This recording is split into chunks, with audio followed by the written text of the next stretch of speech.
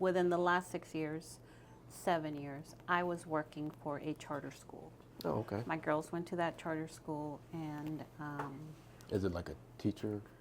I was a registrar. So I was Okay. like in the admin office Right. doing just student records and all that stuff. So I had at the time, middle and high school kids, so they all gravitated towards me. I've always, been that, hey, talking to everybody. And so I had a group of kids that always gravitated to me. Right. And so, they graduate, they follow me on Instagram, that kind of social media following. And so there's a few that I always send just life advice on, forward it to them. And I always tell my girls, I'm like, there's so much information at your fingertips at your age that you can do so much with. Yes. That if I would have had this information Oh my goodness. when I was your age, you wouldn't be here Are you right listening? now. I mean, yes. It's It's true. just unreal. And so I forward this Yeah. to these kids. Yeah. I send them a DM, and I'm like, watch this, look at this, and take, and like, oh, that's good advice. I'm like, yeah, they're gems. Pick them It's up and just- run with them. We can discuss this for like hours because so we're wired differently, Yeah, our for generation. sure. We're kind of in my opinion, we're the tail end of the old economy. And we're seeing the transition of an economy from the old side to the new. And we see the new side, like, you guys have all this opportunity because we could see this side. Mm-hmm. And a lot of the kids coming up are programmed for this old school way, and not to say that won't work, but things, if the economy evolves, we have to evolve with it, else you get stuck.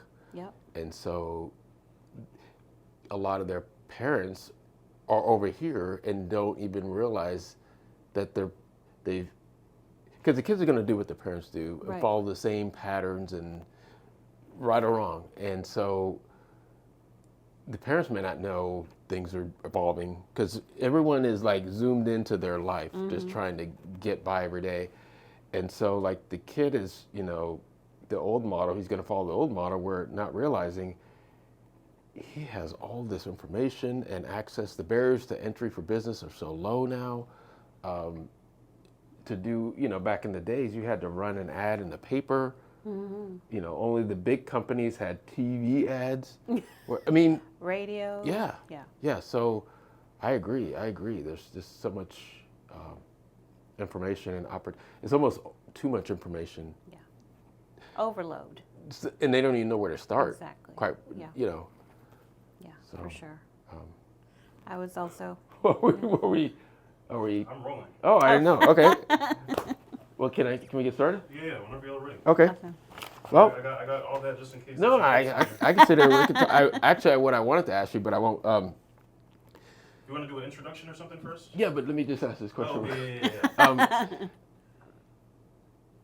So at the beginning of the year, I guess Texas passed a law, just talking about your students, about requiring financial literacy as part of the curriculum for 11th and 12th graders. That started this school year, like last week, for K through 12. 12. Yeah. So, which is huge.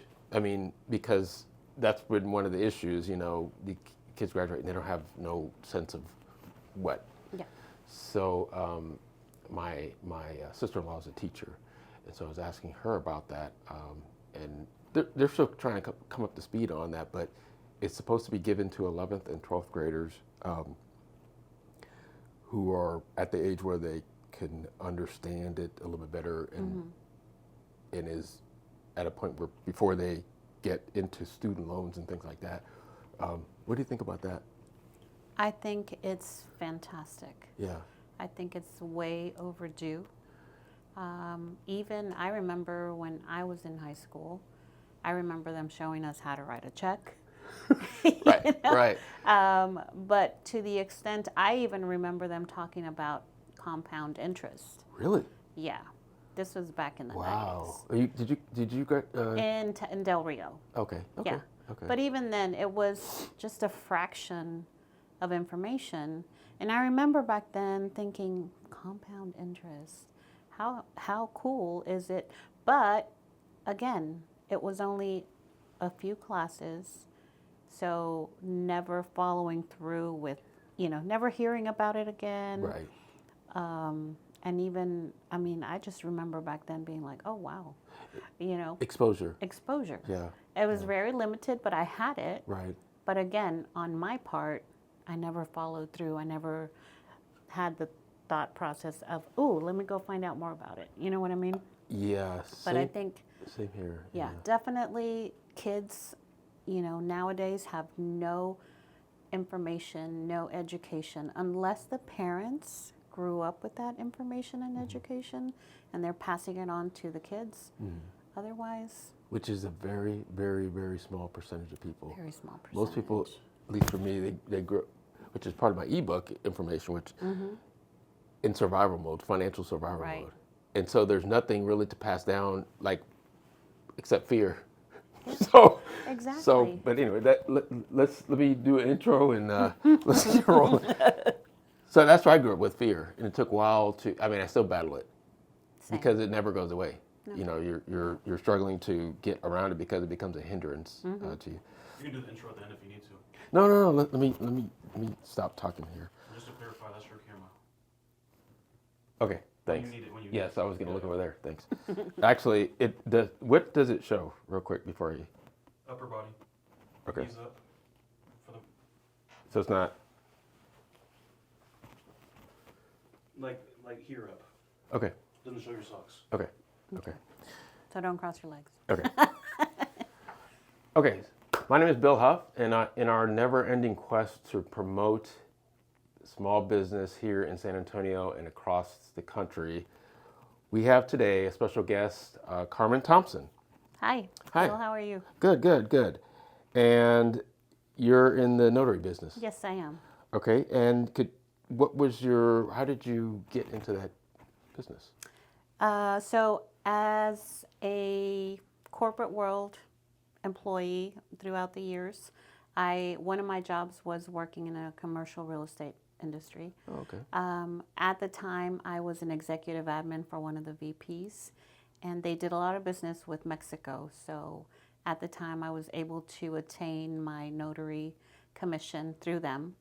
And I used it for the time I was there. Once it expired, I never really thought twice about getting it renewed because I really didn't know much about being a notary other than what I did at the time. Right. Fast forward to COVID, as everybody was locked in their homes, not being able to do anything, I was on social media a lot. And therefore, came across actually a few videos. I don't know how my algorithm got into them, but it was a godsend for sure. Yeah. I started seeing people that were doing notary work as mobile notaries and, talking about how they're running their own business, how they're making lots of money. So it intrigued me. Followed through, ran across some more information after I did my research, and I was able to find a trainer that was doing the whole, signing system, and I renewed my commission. I went through the system and got certified to do other things, and I've been doing it ever since. Nice. What is the best? What do you enjoy about it the most? Really, I enjoy meeting people. I come from a customer service background. I was in the telemarketing industry when I first moved to San Antonio. So I love talking to people. I love making connections, and I am very chatty. So, when I come across people, Right. I start as a business person and we end up just talking about life. Right. Just a brief intermission. If you've made it this far, thank you so much for watching. We are not a sponsored podcast by any means. The whole point of what we've been building over the last year is to support small businesses, and Thompson Mobile Notary is a small business. Let me tell you, Carmen is not comfortable in front of the camera at all. This whole entire thing was a total leap of faith for her, and she ended up being a natural. Sometimes to get to where you want to be in your business, it's going to require you to really step out of your comfort zone. And how many of you know that she did that? She really did do that. With that being said, she's really great with people. What you saw on camera is exactly what you're going to get with her. And I'm going to put her website on the screen just right here. So definitely send some love her way, guys. If you want a notary, somebody that's very reliable and available 24/7, that's your woman right there. And on top of that, she can make a mean banana pudding. But yeah, let me tell you. Yeah, guys, even if that's not something you need right now, she really stepped out of her comfort zone to see this through and to make this happen. And I'm very proud of her. With that being said, can you guys do me a favor and send some love to all of her socials, send some follows, check out her website, and just tell her how great of a job she did. Even if it's just that last part, just letting her know how good she did, it would mean the world to all of us. But yeah, take care, guys. Let's go ahead and continue this podcast. And thanks for watching. Yeah, So, no, that's great. yeah. That's great. Yes, I have a set amount of questions, but I like the free flow approach, quite Absolutely. frankly. And you just said something that kind of jogged my memory. And so with the injection of AI into every industry, number one, have you seen how it's going to impact the notary business? Not officially. I think that AI is going to be far from actually interjecting into the notary field itself. Okay. I am using AI to get ideas for Yes. marketing and all Right. that stuff. But as far as itself doing what a notary will do, no. I agree. And the reason I agree is the human interaction, which you Right. just mentioned. So, and I'm coming up to speed on it myself for my business and trying to figure out how best to mix and match. Because it's really Right. what it comes down to, right? Yes. But the human interaction it cannot, in my opinion, can't be replaced. You're absolutely right. I agree. And I think it's actually going to become more of a premium, which is, in some ways, it's sad to say that human interactions, that has, the value on that is going to increase. So yeah, I was just thinking, I really had not looked at AI in regards to how it could potentially impact the notary business. So Absolutely. I think AI is a wonderful tool. Again, I emphasize the word tool because I agree with you 100% that human interaction can never be replaced. Right. And it's a big element to make people feel comfortable, Right. Right. Definitely. No, agree. Challenges. What would you say is the most challenging thing about the notary business? Absolutely. So, again, notary work is a niche that has become very trending. Obviously, like I said, that's how I came across it during the COVID time frame, and that's how I got involved. So, but to me, at first, I was very hesitant, thinking that the market was saturated. So it took me a little bit to get over how many notaries are actually in San Antonio. Right. And after, just going out there and doing it anyway, I realized that it's what you do as your own person, Yes. promoting yourself, getting out there, getting in front of people. Yes. It's what you're doing in your area to get out there. It doesn't matter if there's 30, 50, 60 people, Right. notaries. They're not all doing the same thing that you're doing. Right. And they're not all in the same area where you are. Right. So stand out where you are and let everything else fall through. I love that because, I'm a real estate agent. So same thing can be said. There Absolutely. are thousands of real estate Yeah. real estate agents here in San Antonio. You're like, so from one perspective, you could say, well, I'm fighting an uphill battle. But you're right. you have to, not everyone has what you bring to the table, not everyone has. You have, you know, decades of experience that all combine into your Right. service. Yeah. That's, you can't replace that. So that makes you unique. You're one of one. Yep. So yeah, I know it's funny because yeah, you start out, you know, there's so many of us, but then once you take a step back and really think about it, there's only you. Right. So that's, yeah. So in terms of like, what is the hardest thing in regards to being a notary? I wouldn't say there's very many things that are hard about it. I think it's really incorporating your personal life into the business life as an entrepreneur. You know what I mean? Because as a mother, as a wife, you know, I'm playing taxi with my girls. They're still not driving.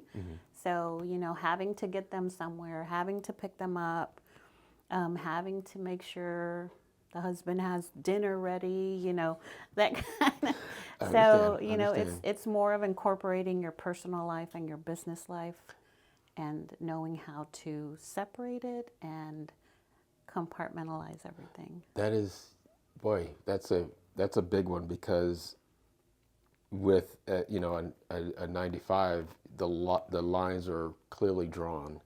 There's your work life and your home life, but as an entrepreneur, they're like this Right. all day long. And there's never a balance. There isn't. You can't balance it. Right. You have to be 100% a personal life, mom, wife, Right. friend, and then you also have to be a 100% entrepreneur. And it could be 1 hour you're this and 1 hour you're this. For sure. You know. Absolutely. And I think a lot of people, they seek and strive for balance when that could potentially be the very thing that's holding them back. Yeah. I mean, think about that. Like, is. we're so pre-programmed to focus on balance. And I was there myself many years ago. Not to say nothing's wrong with it, but it can get in the way of achieving what you're trying to achieve. Sometimes you have to go what I call go unbalanced to get ahead. And this is a good example of that, right? Yeah. You know, from one perspective, you could say, well, it's inconvenient. You know, you have to say you're taking your kids to, you know, practice, but then you get a call for a notary service, right? Which I'm sure happens a lot. Absolutely. You just have to plan on the fly.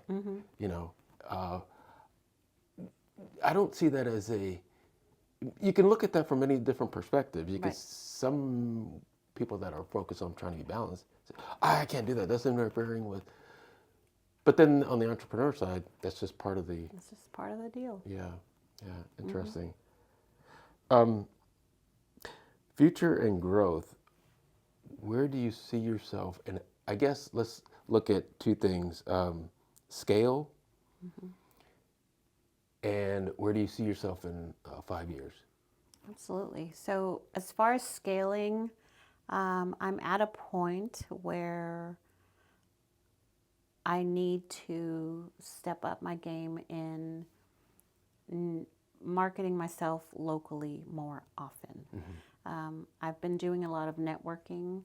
So, you know, I've made my contacts. I have title companies, which are going to be primarily my focus. Title companies and attorneys. Right.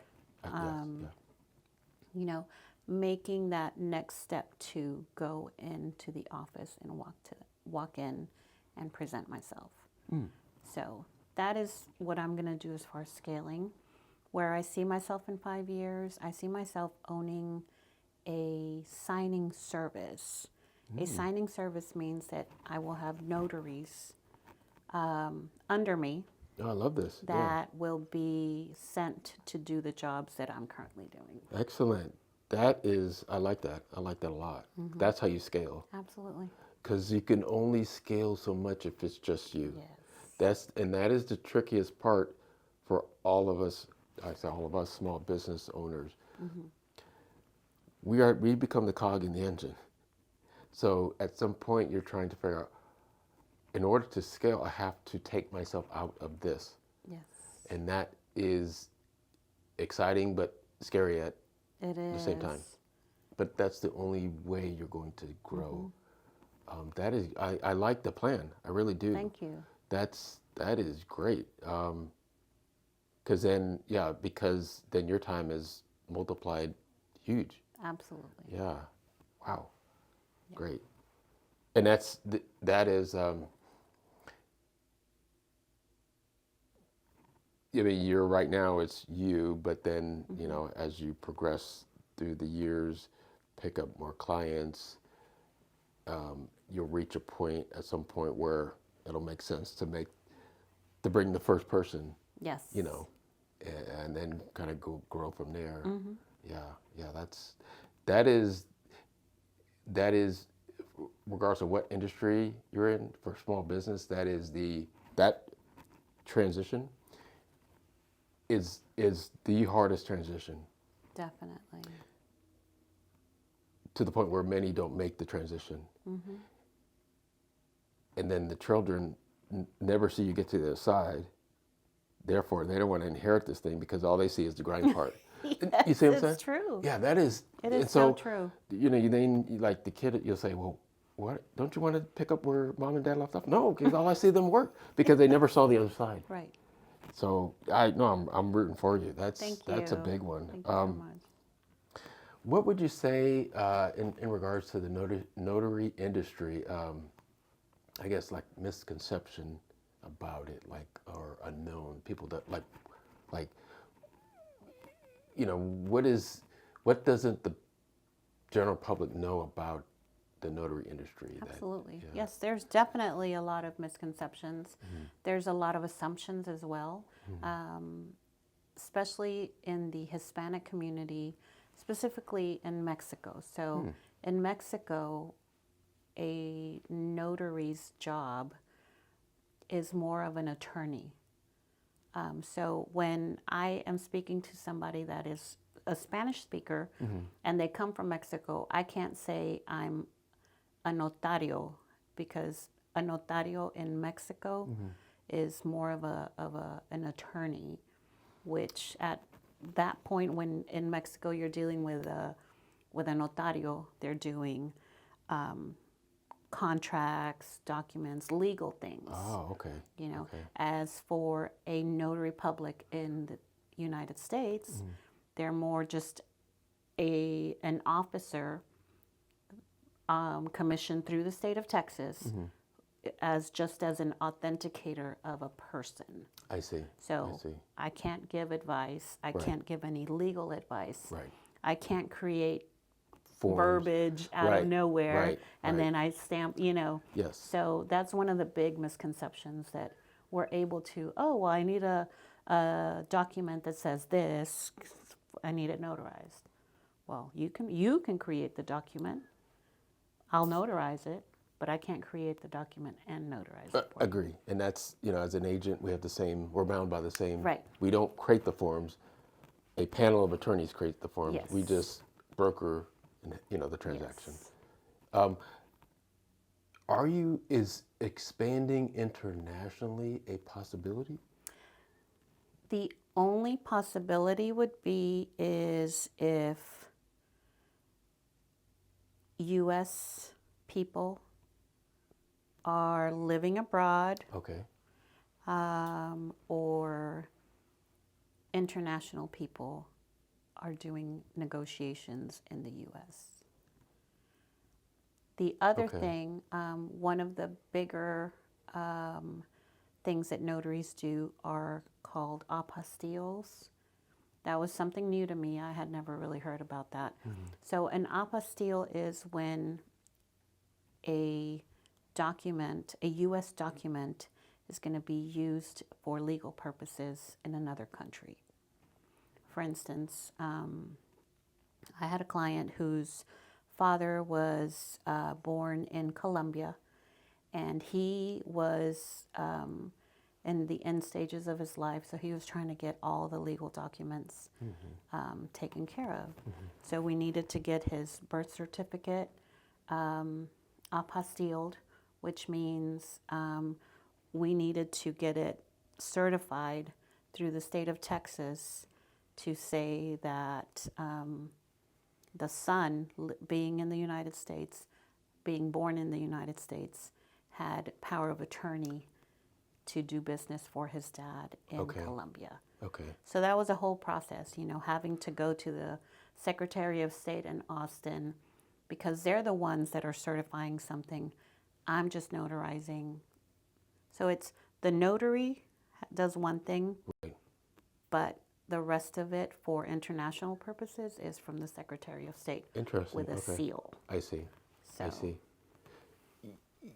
You mentioned, we were talking the other day about power of attorneys. And then when students go off to college and the parents say there's a medical emergency, Right. and the parents don't have, legally cannot get information, correct? Right. So can you talk about that a little bit, like how that power of attorney plays a role in that? Absolutely. So a power of attorney is basically giving power to somebody else that you, as the adult, select to take action for on your behalf. There's different powers of attorney. There are medical power of attorney. There's a medical power of attorney, which that would give you give the person that you authorize the ability to take action on your behalf. For instance, my mom I had a medical power of attorney on my mom. So she gave me the ability to make medical decisions for her, anything related to medical. I also had a financial power of attorney. With those are a little bit more detailed. So in the document itself, it'll list A through N of all these different kinds of like real estate transactions, banking, But if you select everything then you do, let them do everything. That's another one as well. So when it comes to college students leaving for college, once someone turns 18, as you know, they're an adult. So the parent no longer has the freedom to call and inquire about anything regarding their adult child. Right. Because to us, they're children, right? Yeah. They still don't know anything. Even if when they're 50, they're still children. Right, exactly. Yeah. Right. So having that power of attorney gives you the ability that in case of emergency, you're able to call and request any information and they need to give it to you. There's also the HIPAA laws that prevent you, the doctor, to give any information, any medical information to anyone, unless the person consents. There's a release form, but with the HIPAA, you're able to request any medical information. The funny part, well, it's not funny. I had no idea. Both my kids went off to school, and I had no idea about this. Yeah. And I would imagine I'm not the only one. No, Most parents, that's not something that you think about, right? Right. Yeah. Definitely. Which, wow. Okay. In the interest of time, I have one more question. Sure. And the question is, I'm big into financial mindset. Because really that's, to me, is where everything kind of starts. And so I would like to know, I'm not sure if you had a chance to read it yet. I read a lot of it. Okay. Yes, I did. Where do you see yourself now? And based on your 5-year plan, where do you see yourself in terms of the different stages? Definitely. So stage 4, I believe, is Financial where I'm not there yet. So stage 3. Okay. So to me, I'm still battling, and I call it a battle because I feel like there's many attacks, financial attacks from the mind, from the current state of the world, and just, you know, you yourself having that fear of not having enough, not, you know, you need to cover that first, you know, that something else. So I feel like I'm in stage 3 Yes. at the moment. Yes. At the tail end of it, you know, hoping to quickly get out of it. No, I hear you. So if I can, and I just in talking with you, I could kind of assess, because there are like certain traits that kind of go along with each stage. Right. So yeah, I would say yes, you're in financial security stage, and you know, as you transition and achieve your goal, you'll transition to financial freedom. Yeah. Those terms are not just terms for me. They're like, so I'm very, when people use them, I'm like on edge, because most people just use them very randomly. Yes. They have value and meaning for me. And so, and their traits, for example, with financial security, comfort is the main emotion trait there, whereas with freedom is control. Right. So you're trying to transition from comfort to control. It's hard to get out of comfort. It's so hard. Because, like we talked offline, you know, balance, all that plays into that. It is hard to get out of that because everyone else is there. But to get to control is, and it's not just a money issue. I break it down into time, money, and energy. All, you know, that's what you're trying to control. And if you're able to scale, and when you're able to scale, let me say it that way, your business, you will have control of those 3 things. Right. I mean, think about it, like your time, your money, and your energy. That's phenomenal. Yeah. Then you're in a position to do with whatever you want. You know? Absolutely. That's my goal as well. You Yes. know. Well, it's been great talking with you. Awesome, Bill. Thank you so much for this time. Yeah, this has been great. And you know, who knows? Maybe we'll have another one. Absolutely. Hi, this is Carmen. I am with Thompson Mobile Notary. And if you are ever in need of any notarizations for your documents, please reach out to me. I service the San Antonio and surrounding areas. I'm also bilingual, so I'm available at any time, at any place. Thank you.